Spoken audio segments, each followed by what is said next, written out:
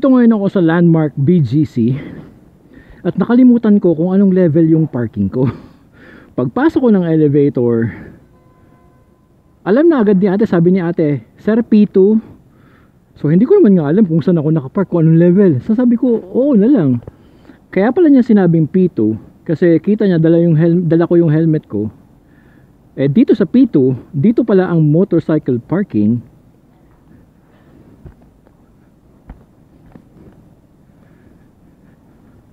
Okay, wala naman nakalagay tungkol sa 400cc rule. Kasi hindi ako dito nakapark. So hindi ako sa P2. So ako pala ay P1. Nalimutan ko kasi. So kaya naman ako P1. There you go, Octavia. Nawala pa ako. Yan. So nandito ngayon ako sa car slot ng P1 because my motorcycle is a 400cc big bike. So buti na lang dito sa Landmark eh kahit pa paano aware sila sa ganung klaseng I mean nire-respeto nila na pwedeng mag-park ang big bike sa car slot kasi same price lang namin binabayaran. Kasi kita nyo naman kanina doon sa P2, di ba? Kung doon ako makikipagsiksikan, mahihirapan ako na lumabas at magmaniobra papasok o palabas doon sa parking na yun. Well, salamat sa Landmark. Nirerespeto nila yung kahit pa paano is yung convenience na mag-park ang big bike sa car slot.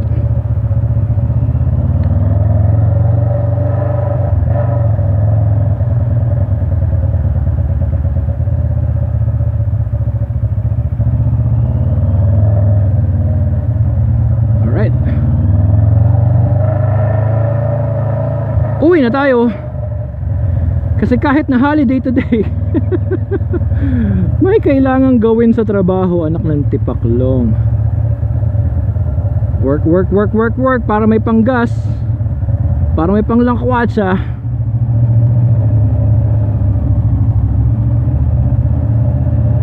So I'm guessing itong dalawang to sa mga guards kaya dyan nakapark.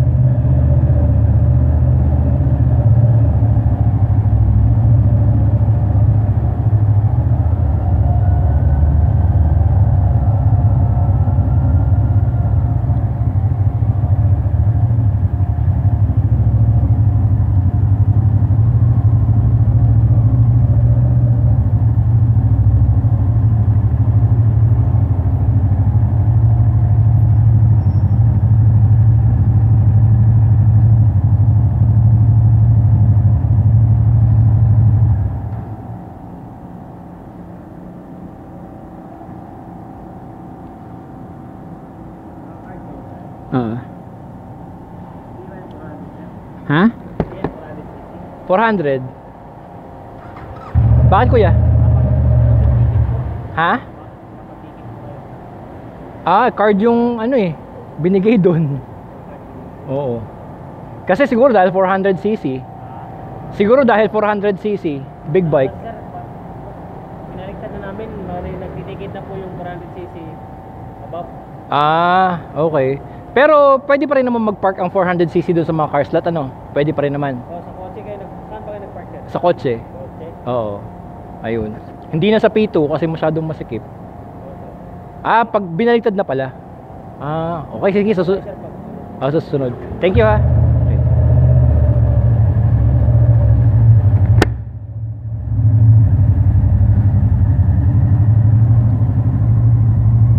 I guess I spoke too soon. Mukhang may ba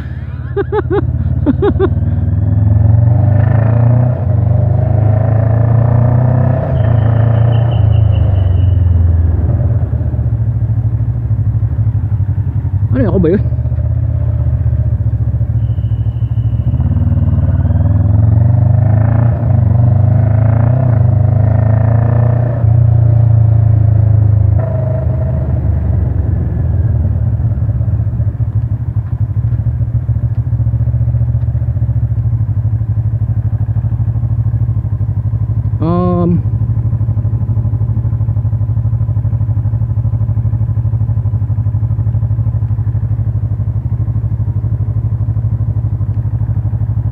Saan ako dadaan?